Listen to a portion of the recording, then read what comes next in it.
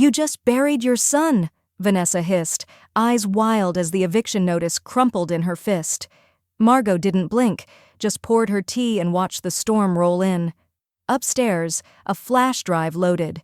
Exhibit A, Exhibit B, final evidence. Dean was already gone. The judge's gavel hadn't just hit wood, it cracked through bloodlines. And Margot? She wasn't the victim anymore. She was the storm they never saw coming. All right, before we dive into this crazy story, do me a favor. Subscribe and tell us where you're watching from. Some burdens cry for help. I chose to stay quiet and watch everything. The silverware clinked. Laughter floated like perfume, pleasant from a distance, nauseating up close. And in the middle of it all, Margot sat, a ghost in a chair that once belonged to the queen of this house. No one looked at her. No one spoke to her. She existed only in the way furniture does, acknowledged but never truly seen. The Sunday brunch was supposed to be tradition, pancakes, morning sun, and stories shared around the same oak table Margot's husband had refinished by hand 30 years ago. Now it had become something else, something colder. Vanessa laughed too loudly, sipping mimosa as she tapped her acrylic nails against the edge of her phone. "We could turn that little guest room into a wine lounge," she said, glancing at Dean, who grinned without looking up from his avocado toast. Dean chuckled. "Yeah, once it's, available." Margot didn't flinch, but inside something stiffened. "Available," they said, like she was an old lease expiring soon. Vanessa leaned closer to her phone, still on speaker. Her sister's voice crackled through the line. "No, seriously," Vanessa said, snorting. "She's like a pending liability, just sitting there. I mean, God love her. But come on." Margot's fork hovered over her plate, unmoving. The eggs had gone cold, the toast was burnt at the edges. But the ache in her chest, now that was fresh. This was her home, or it had been. She remembered when the house smelled of cinnamon in the fall, when her husband painted the banisters while singing off-key 70s ballads, when Dean was young and came running down the stairs in dinosaur pajamas, crashing into her arms. She had paid for most of this house. After her husband passed, she'd used the pension and life insurance, every last penny of it, to help Dean put down the deposit. The only thing she asked for was to keep a room of her own, a place to sleep, a door to close, a bit of dignity. Apparently, even dignity had a shelf life in this house. She said nothing during brunch. She cleaned up her own plate. She nodded politely when Dean said, "You good, Mom?" without waiting for her answer.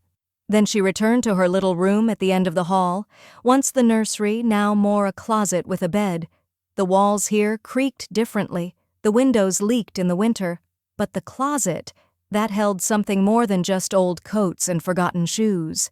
She reached up to the top shelf, hand brushing dust and the past, pulled down the briefcase. It hadn't been touched in years. Dark brown leather, cracking at the edges. The brass latches gave a little snap as they opened.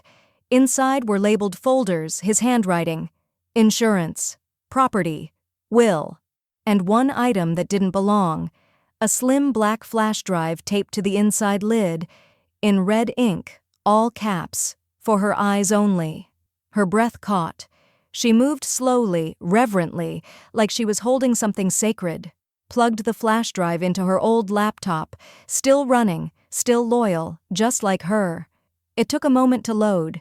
Then a familiar voice, raspy, warm, unmistakable, filled the silence. "If they ever forget who you are, here's how to remind them." Her hands trembled. The tears didn't come yet, but her throat closed like a fist. She hadn't heard his voice in over a decade, but there it was, like he'd just stepped into the room. The screen flickered, a folder opened, dozens of files, legal, financial, labeled and dated meticulously. At the bottom, a PDF named Clause 3-Initiation Protocol. She clicked it. A loading bar appeared, and then, bold across the center of the screen, a message appeared. Quietly, without sound, but heavy like thunder behind closed windows. Margot leaned forward, eyes burning. The silence in the house was thick now, thicker than brunch, thicker than Vanessa's cruelty. She wasn't cold anymore. No one had seen her. but they were about to feel her. The screen blinks again. A second message appears below the first. Do you wish to proceed? They whispered above me like I didn't have ears. Or value. The first thing Margot heard that morning wasn't birdsong or the ticking of the wall clock. It was Vanessa's voice, sharp, laughing, bleeding through the ceiling like poison through plaster. She barely uses the room. Why not just convert it? I mean, it's not like she'll be doing yoga anytime soon. The second voice came lower, Dean's, hesitant, almost apologetic. It's her room, V. For now, Vanessa said. But you heard the doctor. Half the time she's mixing up her meds. Maybe we should give her something to jog her memory, like a treadmill in her space. Margot sat still on the edge of her bed, her palms pressed flat against the faded quilt her husband once wrapped around her during storms. The ceiling creaked above. Their voices faded with distance, but not before Vanessa added one final jab. She's not old, Dean. She's expired. The hallway smelled of citrus cleaner when Margot stepped out, her walker gliding softly over the hardwood floor.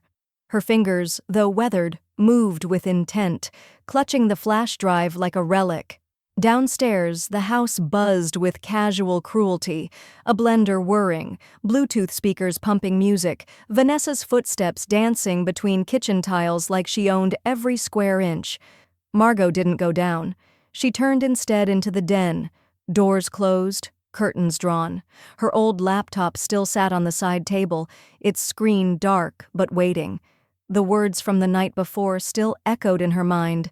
If they forget who you are? She plugged in the flash drive again. No hesitation this time. The folder opened, and with it, layers upon layers of legal protection her husband had crafted. Not out of paranoia, but foresight. Each file was meticulous, documented, labeled. Property, deed, addendum, equity clauses. Clause 3, unfair treatment trigger. Her breath slowed as she clicked through the clause. It was all there, spelled out in legally binding language. If Margot, as co-owner and equity contributor, was proven to be emotionally mistreated, dismissed, or manipulated within the household, the trust would initiate an automatic lockdown on all refinance rights, equity withdrawals, and title changes without her notarized consent. It wasn't just paper, it was armor. She stared at the screen for a moment, her jaw tightening, then opened her email, an address she hadn't used in years. At the top of her contact list, still starred in gold, was the name Samuel Wexler, legal counsel. She typed 5 words, subject, Clause 3 body, activate Clause 3, it's time. Her finger hovered for just a second. Click, send. There was no sound from the hallway, no knock, just the distant rhythm of Dean's laughter, his easy way of escaping tension, and Vanessa's voice trailing after him like a shadow dressed in perfume. Margot didn't follow them. Instead, she returned to her room. The light filtering through the thin curtains painted her floor with rectangles of gold. Dust floated gently in the sunbeam, like memories trying to take shape. She sat down, her knees aching, heart quiet. This time, she didn't cry. This time, she waited. Minutes passed, maybe hours. Her email pinged. Margot opened it slowly, the way one might unwrap a letter from a battlefield. From Samuel Wexler. Subject, Clause 3, executed body. It's done. They won't see it coming. She exhaled, but not from relief, from the sharp awakening truth of knowing what came next. This wasn't war. This was strategy. Upstairs, Vanessa's laughter suddenly stops. A phone call cuts in, urgent, cold. What do you mean the bank froze the application? They wanted my silence to be clinical. I turned it into a report. The pamphlet on her nightstand wasn't folded delicately. It was slapped down, like a diagnosis delivered in a rush. Just think about it, Vanessa had said that morning, airily, as if suggesting a yoga class. Memory evaluations are standard at your age. Margot didn't blink. She simply stared at the pastel font on the cover, cognitive health and early dementia screening. Vanessa had said it with a smile too wide to trust. Dean stood behind her, pretending to water a dying plant. We're not saying anything's wrong, Mom, he muttered. It's just, sometimes you repeat things. Margot tilted her head slightly. Like what? Vanessa cut in. Like asking where your charger is 3 times in the same hour, or mixing up names. It's not a big deal, just maybe get checked? Margot nodded slowly, folding the pamphlet in half without breaking eye contact. Sure, she said. I'll look into it. What neither of them knew was that Margot had already done exactly that, but not with their clinic. That evening, Margot slipped out before sunset, her walker rolling softly over the sidewalk cracks, her pace steady. She took the back route, past the old schoolyard, to a red brick office with no signage outside. Dr. Evelyn Shore met her at the door, warm-eyed and dressed in earth tones that made her feel instantly at ease. I was wondering when you'd come back, Evelyn said softly. Margot smiled. I think it's time. They sat in a quiet room with wide windows and lavender diffusers humming gently in the corners. Margot didn't need small talk. She started from the beginning. They've been slowly erasing me, she said, her voice low but unwavering. Not with violence, not even with yelling, just neglect. Rewriting the script until I'm a burden instead of a person. Evelyn nodded. Examples? Margot's fingers laced tightly in her lap. They talk about converting my room like I'm a piece of furniture? They speak over me. Dean, he used my pension card last month. And Vanessa, she jokes about me being expired. Evelyn's pen didn't stop moving. But her eyes never left Margot's. Have they ever tried to change your medications? She asked gently. Margot looked up, her eyes sharpening. They hide them sometimes. Forget refills. Call them mood lifters. But I've never needed lifting. I needed respect. Over the next hour, Evelyn asked deliberate, quiet questions. She never once treated Margot like she was broken. She never once doubted her memory. By the time Margot left, her file had a new title at the top, Initial Signs of Sustained Psychological Diminishment by Household Members. Not dementia. Abuse. That night back home, the air felt different. Denser. Dinner was bland chicken, cold peas, and an awkward silence. Vanessa laughed at a podcast through her AirPods. Dean barely looked up. Margot chewed slowly, listening, watching. When the dishwasher started humming, she made her move. She took a tiny device, barely larger than a pen cap, and slid it behind the hallway sconce near the staircase. The mic had a 30-foot range and voice activation triggers. It was her husband's old spy gadget from when he'd worked insurance fraud cases. She hadn't touched it in 20 years. Tonight, it came out of retirement. 2 days passed. Evelyn's second session was already scheduled. Margot smiled politely at the breakfast table as Vanessa tapped on her phone. We got you a new appointment, she said, sweetly venomous. Dr. Klein, highly rated, Tuesday morning. Margot sipped her tea. Thank you, but I've already chosen someone. Vanessa frowned. You did? Mm-hmm. Someone who listens. Dean glanced up but said nothing. Maybe he noticed the edge in her tone. Maybe not. That night, Margot retrieved the mic. She plugged it into her laptop, clicked play. The file began with ambient noise, footsteps, background music. Then it shifted. Vanessa's voice, clear as glass. Just keep her medicated and dumb. The equity will be ours by summer. Dean's voice followed. Lower, almost hesitant. You think she suspects anything? A pause, a scoff. She can't even remember where she puts her charger, Dean. Margot hit pause, and for the first time in weeks, she smiled. She copied the audio file to a folder labeled Exhibit A and stared at it for a long, quiet moment, before dragging in a second file, her therapist's signed documentation. She walked around like a queen. I was just the foundation beneath her heels. The laughter echoed down the hall before the door even opened. High heels clicked like gavel strikes on hardwood. Margot sat in the living room, silent, as Vanessa swept past her with 2 women in tow and a chilled bottle of rosé. Eventually, we'll knock out this whole wall, Vanessa declared, gesturing dramatically. Open concept, wine nook, possibly a skylight. She didn't even glance at Margot as she passed, just kept walking, like Margot was part of the wallpaper. Margot's fingers tightened around the armrest. She didn't need to ask permission to sit in her own living room, but it sure felt like she should. One of Vanessa's guests wrinkled her nose. And what about that room at the end of the hall? Oh, that? Vanessa rolled her eyes. Temporary storage, soon to be gym. You know, after we clear it out. They all laughed. Margot felt it again. That burning, acidic ache in her chest. Not heartbreak, not even anger. It was something colder. Disbelief. That after everything, she still had more to lose. That night, Dean hovered awkwardly in the kitchen. Vanessa's just excited about the renovations, he said, not meeting her eyes. It's nothing personal, Mom. Margot opened the freezer. Her labeled yogurt was gone again. Excitement doesn't bill from my pension card, she said flatly. Dean rubbed the back of his neck. We're borrowing, just until things settle. Margot didn't respond. She walked out, each step heavier than the last. The next day she carried a locked canvas folder, heavy with decades of paper history, and took the bus 2 towns over. The storage facility was clean, cold, and silent. The woman at the front desk didn't ask questions when Margot requested a fireproof private unit.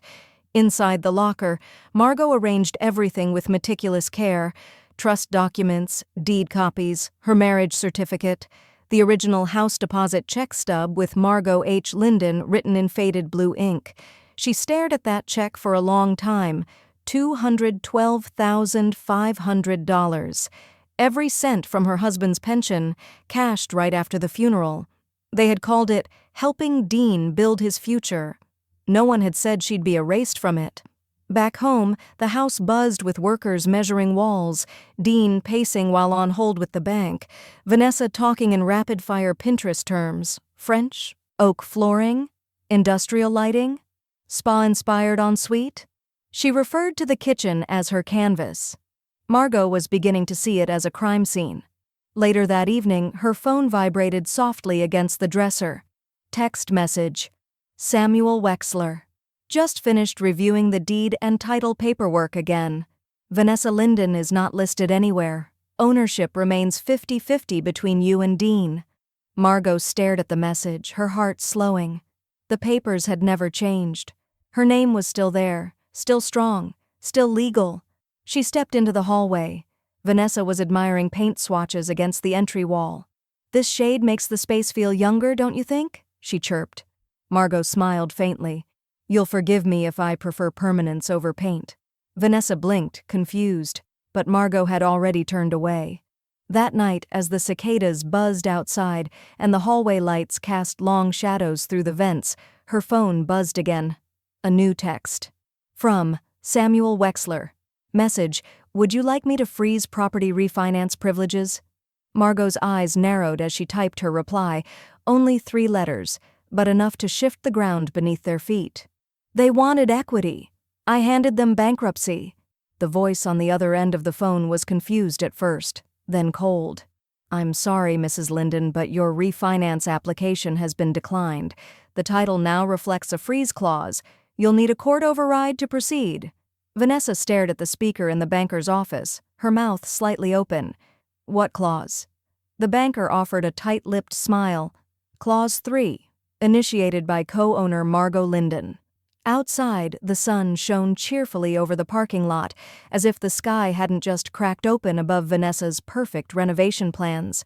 She slid her sunglasses on with trembling fingers and walked briskly to the car where Dean waited, sipping iced coffee. She yanked open the door. They blocked the loan, she snapped. Dean blinked. What? Why? She triggered something, clause whatever, legal crap in the deed. They said it was pre-embedded. What the hell does that even mean? Dean sat forward.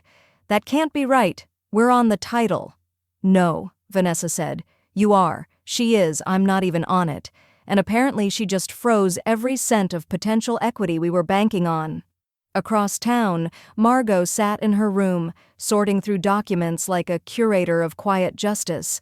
Her fingers moved over the embossed seals, the worn signatures, the layers of legal armor her husband had left behind. His voice still echoed in her ears from that old recording. If they ever forget who you are, show them what I remembered for you.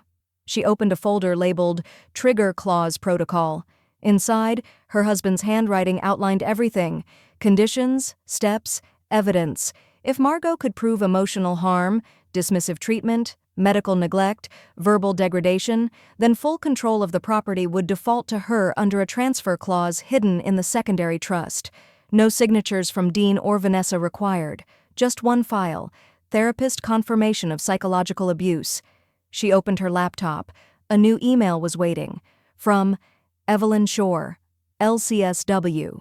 Subject: formal certification attached is a signed psychological evaluation confirming signs of sustained emotional neglect, gaslighting, and financial manipulation within the household. Patient exhibits full cognitive clarity.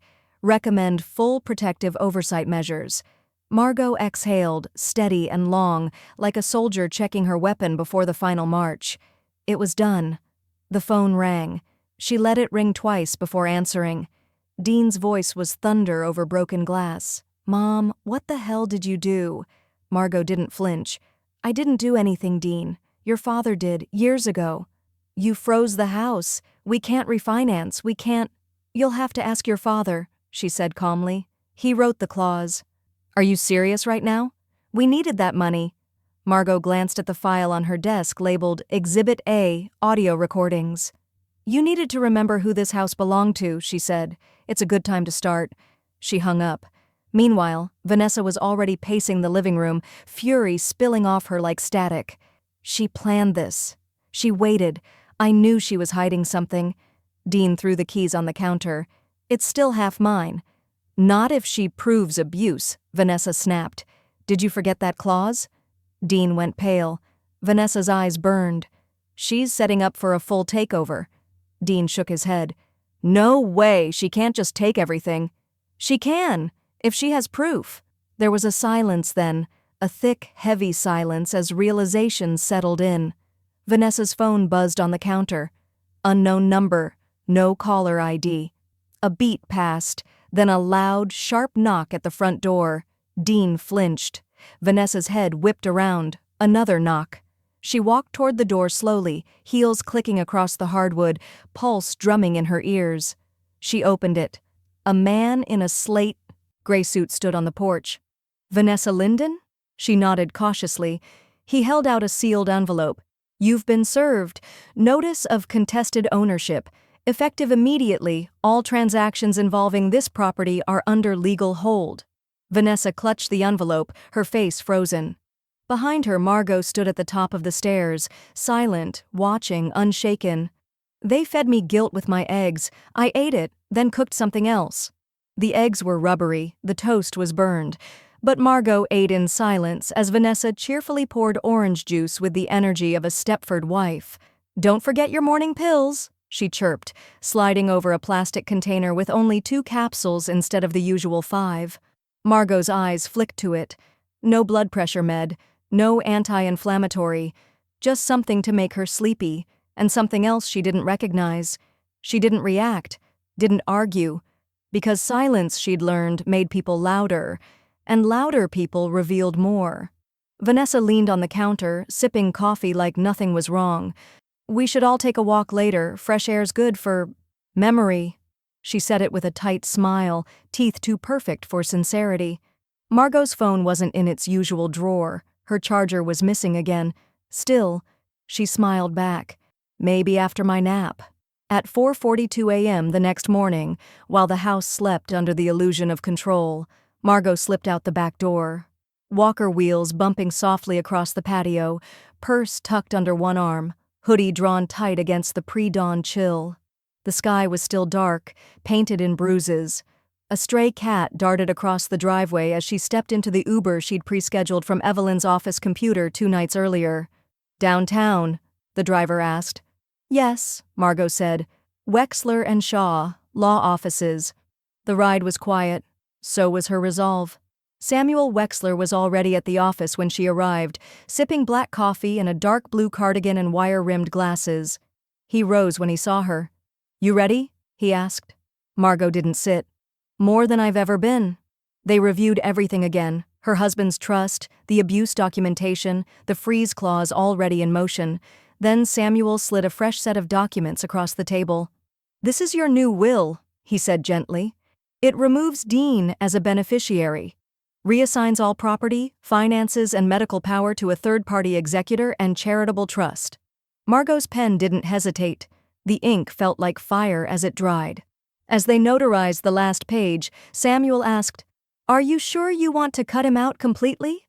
Margot paused.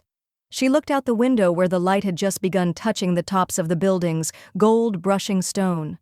She didn't think of Dean now. She thought of her husband. The last time he stood in their kitchen, coffee in one hand, eyes serious. "They don't get to bury you alive, Margot. Not while I still breathe on paper." "I'm sure," she said. "I'm done raising a man who forgot how to stand beside me." Back home, the air was too cheerful. Vanessa had put on jazz. "Morning sunshine?" she called as Margot entered. "Where have you been?" "Walking," Margot answered. "Thinking." Vanessa squinted. "You should have told someone. That's not safe." "I wasn't alone," Margot said. And she wasn't. Not anymore. At noon, Margot found her phone stuffed behind the couch cushions, dead. Her charger was in Dean's home office under a pile of renovation brochures. That evening, Vanessa made spaghetti and hummed to herself, pretending things were normal. Dean didn't speak much. He was on edge, his leg bouncing under the table. Margot ate her food, listened, waited. The storm had already begun. They just hadn't felt the rain yet. The next day, a crisp envelope appeared in the mailbox, bearing the seal of the neighborhood's homeowners association. Margot opened it calmly at the kitchen table. The first sentence hit like glass shattering. "This letter is to inform you that due to non-payment on a private loan secured against the home, the HOA has been notified of default proceedings initiated by Cypress Lending Group." Vanessa's signature was on the loan form. It had been taken behind Dean's back, without consent, without ownership. Margot folded the letter, her fingers steady. Across the kitchen, Vanessa's smile faltered as Margot slid the envelope across the table and said softly, "You didn't think they'd tell me, did you? This house was my sanctuary. I let it become my weapon." The camera was the size of a thumbtack. It fit neatly behind the baseboard heater vent in the hallway, angled just right to catch the front room, staircase, and the place Margot often sat, silent and invisible. The house that once held her grief now held her vengeance, and the walls were finally on her side. There was something almost surgical about the way Margot moved now, slow, measured, precise. One by one, she placed the devices, behind the antique clock in the living room, inside a hollowed out book on the den shelf, within the floral arrangement that Vanessa always bragged about but never watered. Each lens blinked once at setup, a small pulse of red, then faded into stillness. Margot stood in the doorway after the final placement and whispered to the empty air, "Watch them for me." The first real moment came just 2 nights later. Vanessa, barefoot and wine-drunk, pacing with her phone against her ear, her voice slurred but venom clear. "I swear to God, Carla, she's like a fungus I can't scrape off the floorboards. She just lingers. Useless. A squatter with medical excuses." Margot sat in her room across the hall, headphones plugged in, watching the live stream. Vanessa's laugh cut through the feed like a blade. "I mean, how long can someone live out of spite?" The call continued. Margot pressed record. Word spread slowly in the neighborhood. Neighbors who once waved politely now lingered a little longer at their mailboxes. Mrs. Chen next door caught Margot one morning by the driveway and asked, "Everything okay at home? You look different." "I'm just waking up," Margot replied with a small smile. She didn't explain the bruises on her spirit or the scars invisible under her calm. She didn't need to. 3 more recordings followed that week, each one colder than the last. Vanessa joking about replacing Margot's walker with rollerblades, just to see what happens. Dean mumbling about needing to sedate her for the appraisal walkthrough. Margot compiled them methodically, each clip labeled, time-stamped, stored on a separate USB in a fireproof pouch. And then, the email. To hr@delmarastrategies.com. Subject, Workplace Representation Inquiry. Please review the attached videos involving one of your senior managers, Vanessa Linden. Content includes degrading remarks about an elderly co-resident, possible elder abuse, and threats involving financial manipulation. This is sent anonymously but legally with time-coded evidence. Attached were 4 videos. No message of hate, just truth. It took 2 days for the ripple to return. Vanessa burst through the front door, slamming her bag on the kitchen counter. Her face was pale beneath the makeup, her breath clipped. "They suspended me," she hissed. Dean, startled, dropped his fork. "What? Why?" She ignored him. "Some idiot at HR said they received an anonymous complaint, with video evidence." Margot, seated nearby peeling an apple, didn't look up. "What kind of evidence?" Dean asked cautiously. Vanessa's eyes blazed. "Me. Saying things. Private things. They said I called her a squatter. Can you believe that?" Dean opened his mouth, then closed it. Margot continued peeling. That night, Vanessa took her wine to bed early. Dean paced for over an hour, making phone calls, whispering behind doors. Margot didn't listen in. She didn't have to. She already had the truth. The next morning, a thick envelope arrived in the mail, addressed to Vanessa Linden in corporate black print. The seal read, "Delmare Strategies, Human Resources Division." Vanessa opened it with trembling fingers. Her face went ghost white. Inside, a formal letter requesting an in-person hearing, including a signed statement from the director of HR. "Your continued employment is contingent on resolution of this matter, and your presence is required alongside the submitted video evidence." Margot sipped her tea slowly, watching from the hallway as Vanessa sank onto the couch, silent for the first time in weeks. Across the room, the red light on the flower vase blinked once, then disappeared. "They served me frozen peas. I served a storm." The candle flickered, not from warmth but from draft. The table was dressed in dollar store streamers, and the happy birthday napkins still had a clearance tag on them. Margot sat at the head of the table, a paper crown on her head, and a lukewarm box of reheated noodles in front of her. No cake, no card, just performance. Vanessa clapped her hands dramatically. "Surprise! You didn't think we forgot, did you?" Margot smiled. How could I?" Dean poured half-flat soda into plastic cups and offered a shrug that tried to pass for affection. "It was Vanessa's idea," he said, as though that excused the visible takeout bag still sitting on the kitchen counter. Margot's plate had half-soggy lo mein, a single egg roll, and frozen peas, still icy in the middle. Vanessa leaned in, grinning. "We kept it simple this year. Just family." Margot didn't blink. "Exactly what I deserve." They laughed, thinking she meant it kindly. The meal passed in slow bites and hollow small talk. Vanessa talked about new countertops she wanted once this lawsuit nonsense clears. Dean mumbled about refinancing timelines. Margot nodded through it all, folding every word into the vault inside her head. She didn't raise her voice, she didn't raise her fork, she raised her smile. At the end, Vanessa lit a single tea light candle on a piece of banana bread, half unwrapped from a grocery store bag. "No cake," she said, "but we improvised." Margot leaned forward, lips near the flickering flame. "I wish," she whispered, "for clarity." Then she blew it out. The next morning, the scream echoed from the driveway. "Where the hell is my car?" Margot, in her robe, sipped coffee by the front window and watched Vanessa pacing in front of an empty parking spot.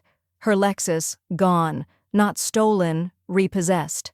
The tow slip was still pinned to the mailbox post with a single yellow thumbtack. Dean came running out barefoot. "They took it? Why didn't you say you were behind?" "I'm not behind. I mean, maybe I missed one payment. You used my card for the down payment." Dean barked. "No, I didn't." "Yes, you did. You said it was temporary." Margot slid the window closed, muting the chaos. Later that afternoon, Dean knocked gently on her door. He didn't enter, just stood in the hallway like a boy again. "Mom, we're in a mess. Can you help? Just until we sort this out." Margot turned from her desk, her face calm, her tone lighter than air. "Ask your wife," she said. "She's very good with numbers." Dean's lips parted to respond, then closed. He nodded once and walked away. That night, Margot returned to the living room, the walls dim, the air thick with the remnants of the fake birthday dinner. She sat alone on the couch with her laptop open. On the screen, folder after folder of captured footage. Vanessa's cruel commentary, Dean's silence, the missing pills, the financial tampering, the threats about clearing her out, each clip named, dated, and ordered. She plugged in a fresh USB, dragged each folder in one by one.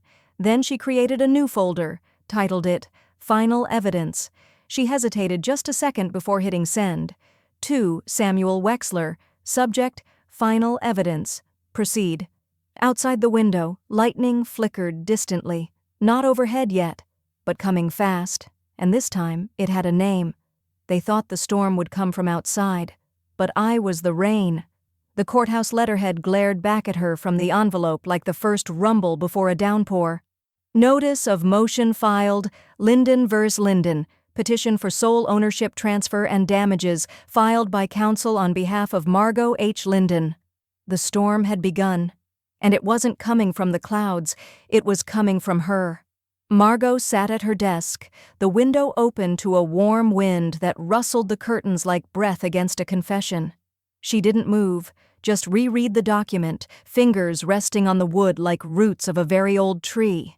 Her phone vibrated once. From Samuel Wexler. Message: Court has accepted the abuse filing. The trust is valid. Vanessa's claim is officially void. Title refiled. House now fully under your control. She closed her eyes, not in relief but in recognition. He had done it. Her late husband. He'd written this storm into law. All she had to do was press play. Meanwhile, across town, Vanessa stood in the middle of her office lobby, her badge no longer working. A security guard stood nearby, holding a clipboard. "I'm sorry, Ms. Linden. They've asked me to escort you upstairs. HR is waiting." Vanessa's voice dropped. "This is ridiculous. This is personal." "No, ma'am," he replied. "This is protocol." Upstairs, a panel of HR directors sat behind a long table. On the screen behind them, a paused video. Vanessa's face mid-sentence, frozen in a sneer. "Just keep her drugged and docile. We need the house more than she needs her memory." Play. Back in her living room, Margot stood before the mantel. The wedding photo of Dean and Vanessa was still up, one of the few items she hadn't moved. She stared at it for a long moment, then turned the frame down. Not broken, just done. Outside, the neighborhood had started whispering. She saw it in the way Mrs. Chen lingered longer by her hydrangeas, the way the mailman now handed her letters with both hands, respectfully. One neighbor even rang the doorbell just to say, "I heard what's happening." "You're very brave." Brave. That word. Margot didn't feel brave, she felt correct. Her next therapy session was quieter than most. Evelyn didn't take notes this time, just watched her. "You're unusually still today," the therapist said. "I was a wallflower for decades," Margot replied, eyes steady. "Now I'm the wallpaper." Evelyn tilted her head. "And the storm?" Margot smiled. "I am the storm." 2 hours later, news broke. A local investigative journalist had caught wind of the lawsuit and published a short piece online. "Senior woman fights back after financial and emotional abuse. Court accepts elder protection motion." The article didn't use Vanessa's name, but it didn't have to. Her LinkedIn was deleted within 24 hours. That evening, Dean sat alone in the garage, staring at unopened bills and a repossession letter for a second car he didn't even know they'd leased. Vanessa paced behind him, phone clutched in hand. "She's ruined everything," she whispered. "No," Dean said, for the first time with weight behind it. "We ruined it." He didn't say it out loud, but for the first time his eyes hinted at doubt. Not about Margot, but about her. Margot sat on the porch as the sun dipped low, painting the sky in blood-orange hues. The wind stirred her sweater. Her laptop pinged with a new message from Samuel. Subject: Hearing confirmed body. The court date is set. Dean and Vanessa will be notified. Discovery begins next week. She stared out over the lawn. The storm had a path now, a courtroom, a witness list, evidence, but it also had closure waiting on the other side. Inside the envelope on her lap was the court summons. The bolded names stared back: Dean Linden and Vanessa Linden. Respondents. Margot looked up at the darkening sky and whispered, "Let them try to survive this without an umbrella." They said I was unstable. I said, "Objection." The gavel cracked like a starter pistol. Court is now in session. Margot sat at the plaintiff's table, spine straight, hands folded neatly in her lap. The courtroom was sterile, too cold, yet she felt heat behind her eyes. Not fear, not rage, readiness. This wasn't about winning anymore. It was about remembering who she was in front of everyone who forgot. Vanessa was first to take the stand. Her outfit was carefully curated: beige blazer, soft makeup, a string of pearls to signal humility. Her voice trembled just enough to appear fragile but not unhinged. "She's not well," she said, dabbing at invisible tears. "Margot confuses things. She forgets bills, misplaces medication, once accused me of hiding her walker, which was in her room the whole time." Margot didn't flinch. "She gets angry sometimes, thinks we're trying to hurt her. We only ever tried to help." Her attorney nodded solemnly, like they'd rehearsed this on cue. "Do you believe she's mentally fit to handle property decisions?" Vanessa placed a hand on her chest. "Honestly, I don't think she knows where she is half the time." Gasps stirred faintly in the back row. Friends, neighbors, reporters, watching the fall of a woman once poised as perfection. Then Samuel rose from his chair. "Permission to play Exhibit D." The judge nodded. Samuel clicked a remote. The screen behind the witness stand lit up. Vanessa's voice crackled through the speakers, clearer than glass. "Just keep her medicated and dumb. The equity will be ours by summer." The room fell still. Another clip played. "She's a squatter in her own mind, Dean. Let's just fast-track the transfer before she croaks." Vanessa's face drained of color. Samuel turned toward the jury. "Still think this is caregiving?" Next came Evelyn Shore, Margot's therapist. Calm. Professional. "She came to me of her own accord," Evelyn said. "She was lucid, organized, and consistent across sessions." "And your clinical opinion?" Samuel asked. "She wasn't mentally unfit. She was emotionally tormented. Gaslighting, financial exploitation, isolation tactics. She documented everything while being dismissed as forgetful." Margot watched as the jury leaned forward, not out of shock, but shame. The truth, when quiet for too long, roars when finally let loose. Dean sat 2 rows behind Vanessa, hands folded, jaw clenched. He hadn't spoken, hadn't looked at Margot since the trial began. But now, he looked. And when he did, he didn't see the frail woman his wife mocked in private. He saw his mother, the one who taught him how to ride a bike, the one who stayed up all night sewing patches on his torn backpack in 5th grade. And suddenly, Dean didn't know whose side he was sitting on. When it was Margot's turn to speak, she stood without help. The bailiff offered an arm. She declined it. "I don't need to prove I'm whole," she said into the microphone. "But I do need to prove I was aware." She looked directly at Vanessa. "I was aware every time you lied to my face. I was aware when you used my money, mocked my grief, and poisoned my son against me. I didn't forget. I just waited for the day you'd say all of that under oath. And now," she had. The judge sat quietly for a moment before delivering the verdict. "In light of the testimony, exhibits, and documentation presented, the court finds in favor of the plaintiff, Margot H. Linden." Vanessa jolted. Dean closed his eyes. "Ms. Linden is granted full control of the property and trust, immediate ownership transfer, and restitution for documented financial abuse, damages to be calculated in post-trial review." The gavel fell again. The storm had spoken. Margot didn't smile as she exited the courtroom. She didn't need to. In her purse sat a new deed and a check marked "Restitution Issued." She handed it to Samuel, whispering, "Let's talk about where I want it to go." They carried boxes out. I carried nothing but peace in. The moving truck arrived at 7 a.m. sharp. Too bright, too loud, too real. Vanessa stepped onto the porch in designer flats and a hoodie that screamed defeat disguised as comfort. Her Lips were pressed into a line so tight it might have split under pressure. Behind her, cardboard boxes lined the hallway like coffins. The eviction wasn't violent. It was worse. It was quiet. Margot didn't come to the front door.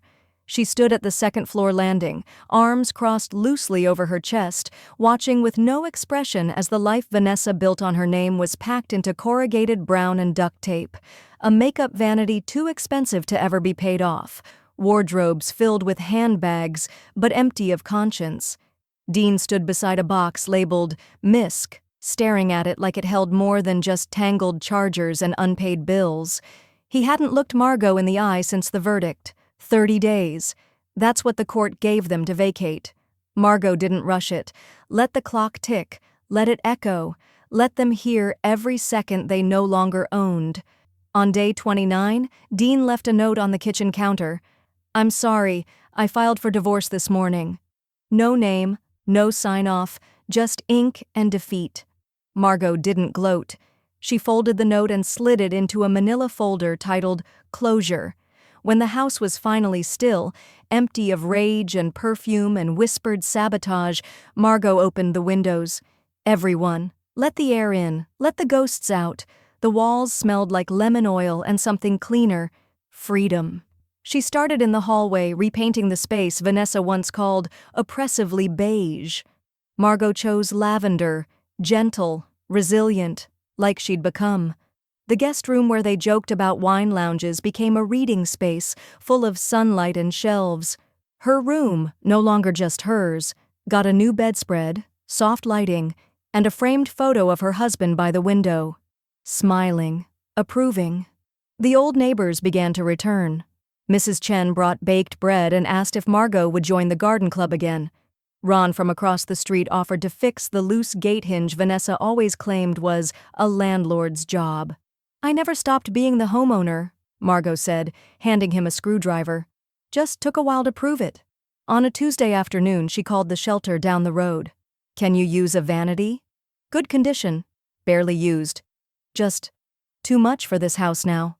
When they picked it up, the volunteer asked if Margot wanted a receipt. She smiled. Number, let it be part of something that doesn't come with regret. That evening, the house was still. Soft jazz played from the record player her husband once fixed with a butter knife and prayer. Margot sat by the window, a cup of peppermint tea in hand. She had nothing to prove anymore, but she had everything to protect. Her phone buzzed once. Voicemail. She played it on speaker. Vanessa's voice. Thinner now, coated in something bitter and sharp. "You think you won? You think you came out of this untouched? You'll regret this, Margot. You just buried your son." Click. The silence that followed was worse than the message itself. Margot stared out the window at the empty driveway, whispering to no one, then let him rise on his own. Her hand hovered over the save or delete button, and paused. They planted shame in me. I uprooted it. Regret didn't knock. It seeped under doors, curled around ankles like cold air. It lived not in screams, but in voicemails played once and never deleted. Margot sat at the kitchen table, the phone face down beside her. Vanessa's final words clung to the silence like damp linen. "You just buried your son." She didn't call back, didn't cry, didn't rage.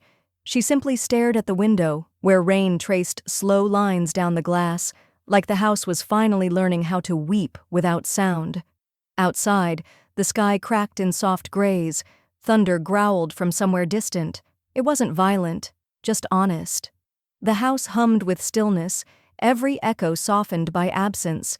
No heels clicking down the hallway, no music blasting from Bluetooth speakers, no sighs of passive aggression. Margot reached into the hall closet and pulled out an old cedar box, hidden behind extra linens and forgotten holiday decor. Inside, beneath curled receipts and yellowed papers, lay a leather-bound sketchbook. She hadn't opened it in years, not since he died. The pages smelled like pencil lead and time. On the first one, a rough sketch of her husband's face, his eyes unfinished, smile mid-formed.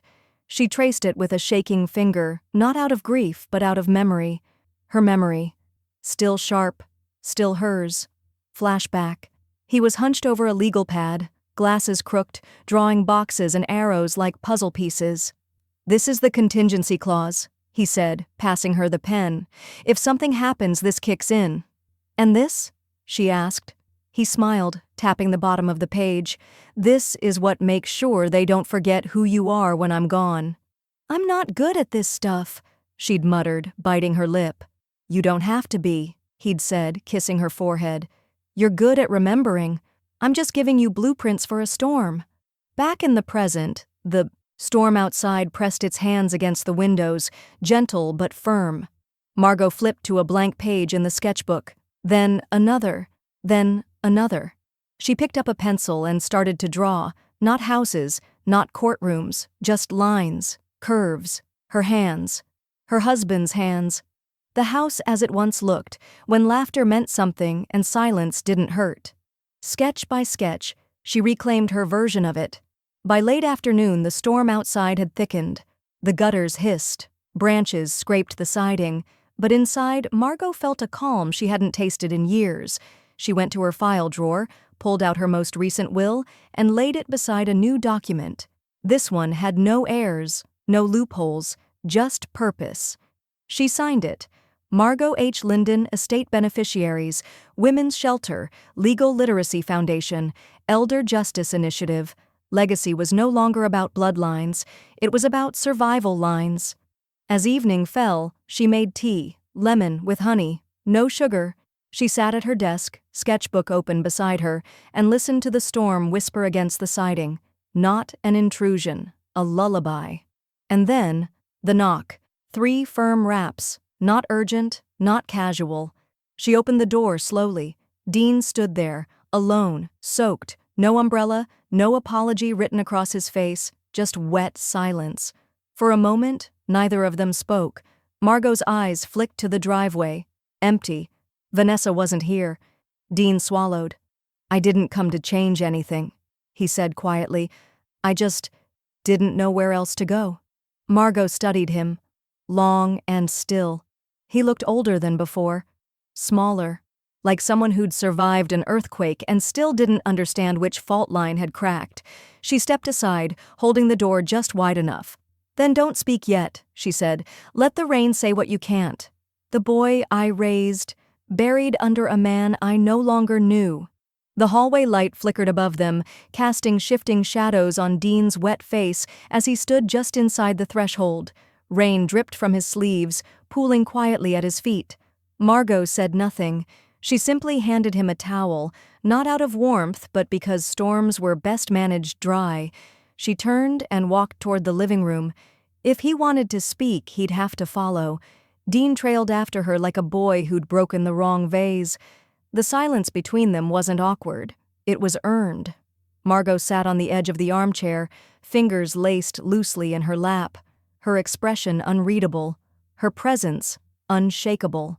Dean hovered for a moment, unsure where to sit, unsure if he should sit. Then he dropped to the floor, not out of exhaustion, out of collapse. "I was wrong," he said. No preamble, no excuses, just gravel and regret. "I let her twist everything. I let her poison everything." Margot's gaze didn't flinch. Dean looked up, eyes rimmed red. "You weren't crazy. You weren't broken. You were watching. You were right." She tilted her head slightly. "And yet you chose her." "I thought," he shook his head, "I thought you were holding us back, that we needed more space, more money, more freedom.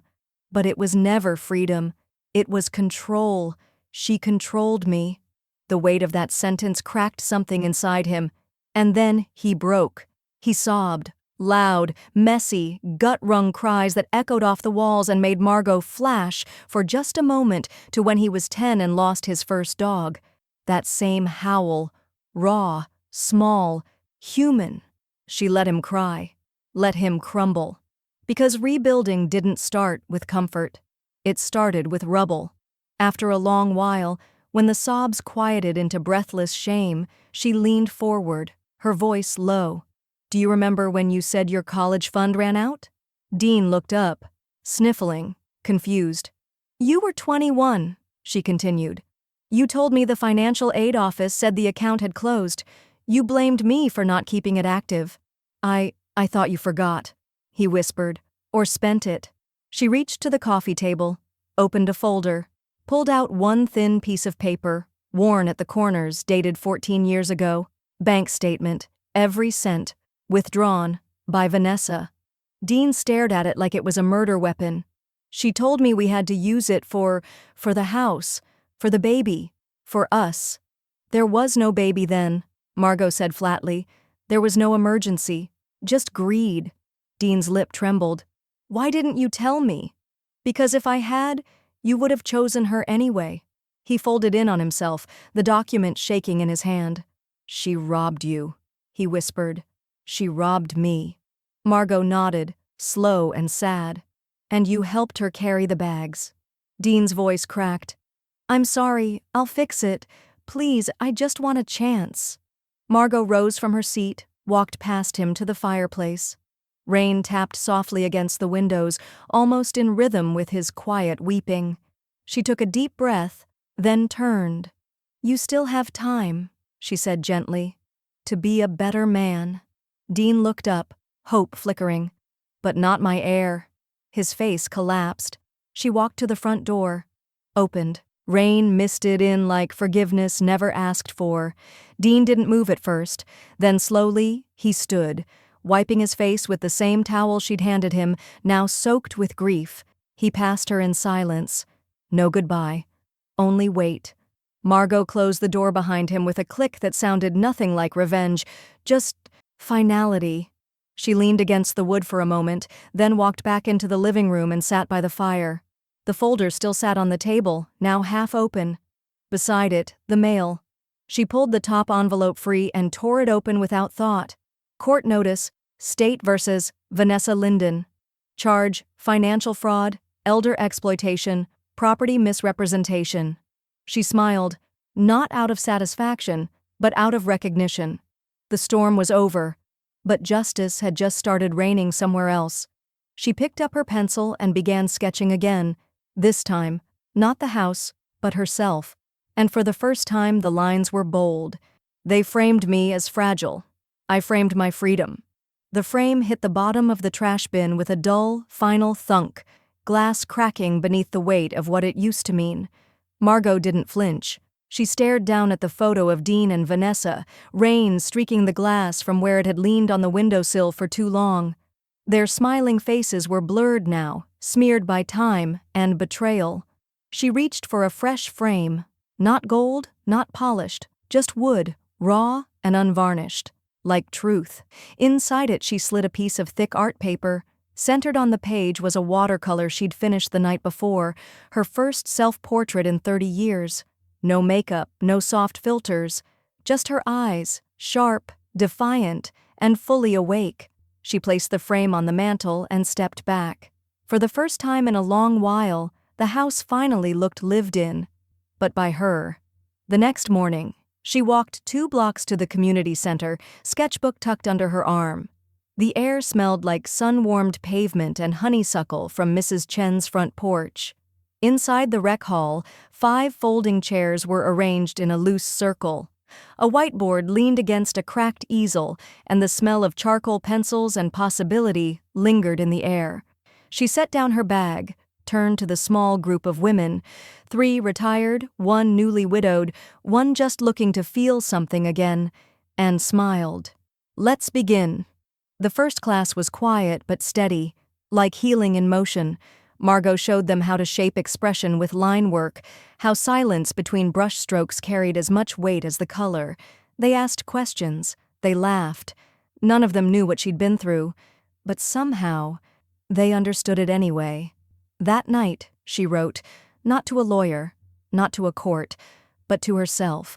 She opened a blank post on the blog she hadn't touched in years, cracked her knuckles, and let the storm pour out. The post was titled, "Being the Storm, How They Tried to Silence Me." She didn't name names, didn't rage. She just told the truth about being dismissed, ignored, gaslit, and underestimated, until she wasn't. The blog went live at midnight. By morning, it had over 12,000 views. A comment from a woman in Nebraska read, You just described my mother's story. Thank you for giving her a voice. By noon, her inbox held 3 requests from podcasts and a message from a reporter at a mid-tier lifestyle magazine. Ms. Linden, your story is gaining traction. Would you be open to an interview? Possibly a photo shoot? Maybe even a segment on elder resilience? Margot sat with the email open for a while. Not smiling, not shocked, just still. She replied simply, "Thank you, but no lights, no stage. The story already happened. Let it echo without makeup." She hit send.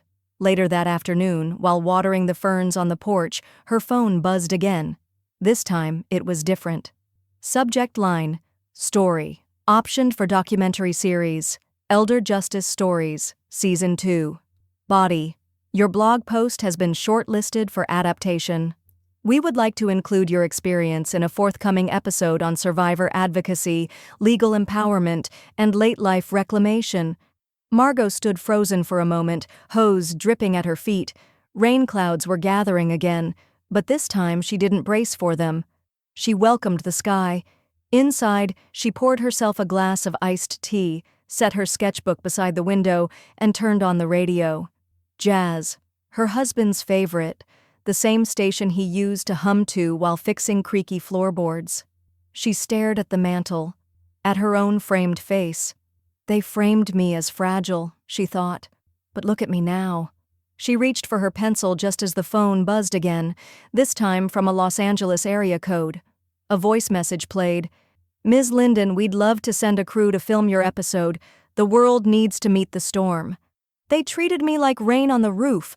They forgot storms tear through foundations." The floor creaked the same way it always had, just beneath the second stair, where her husband used to pause, pretending he'd forgotten something. Margot stepped over it now, without hesitation, mug of mint tea warming her fingers, the scent of fresh paint still curling through the air. This time, it wasn't a creak of neglect. It was a whisper of memory. The house was quiet, but not empty. It breathed. Lavender walls glowed with morning light. A sunbeam stretched across the hardwood floor, where a floral rug once sat, a rug Vanessa had insisted hid the age. Margot had rolled it up and given it away. Age wasn't a flaw, it was the only proof she'd survived. She passed the mantel. Her painting, the one of herself, face bold, strokes deliberate, watched over the room like a silent witness to everything she'd been and everything she'd reclaimed. The wedding photo had long been replaced, not out of bitterness, but out of necessity. Some frames were never meant to hold lies. She reached the kitchen, poured a splash of lemon into her tea, and unfolded the letter she kept tucked inside her recipe drawer. The handwriting hadn't faded, even though the paper had thinned with age. "They forgot who you are. Show them." His last words, not a goodbye, a blueprint. The clock struck 9. The laptop pinged. She set the tea down and walked over, her bare feet soft against the tile. One notification blinked at the top of the screen. The Quiet Storm, Margot's Fight, official trailer now streaming. She clicked. It opened on a slow shot of the house, her house, bathed in gray morning light. A narrator's voice, smooth and solemn, played over footage of rain falling softly on the porch rail. Then, her voice. "They didn't hit me, they didn't starve me, they erased me, one quiet cruelty at a time." Clips of court documents, security footage, a slow-motion shot of Vanessa walking out the front door, cardboard box in hand. Then Evelyn's voice. She wasn't unstable. She was watching. She waited. Cut to Margot standing alone in her sunlit reading room, a canvas before her, a storm behind her, paint on her hands. As the trailer ended, the screen faded to black. Then 3 simple words appeared in white. "Coming soon." She closed the laptop, not because it was too much, but because it was enough. Later that day, a few of her art students arrived early. One brought sunflowers. Another carried a tray of homemade muffins. They didn't ask for selfies or stories. They just wanted to learn, to create, to be reminded that even broken hands can build beauty again. Margot showed them how to paint with pressure, with patience, with truth. That night she returned to her studio, the garage now converted into something softer, cleaner, more hers. The storm outside was beginning again, but she didn't mind. Thunder in the distance, a familiar friend. She stood in front of a blank canvas. This time the colors were louder: scarlet, ochre, indigo, ash. She didn't paint her face this time, she painted her life, fractured, defiant, and radiant. She stepped back, brush still wet in her hand. Outside, the wind howled gently. Inside, she whispered one last truth. They buried me in silence. I came back as thunder.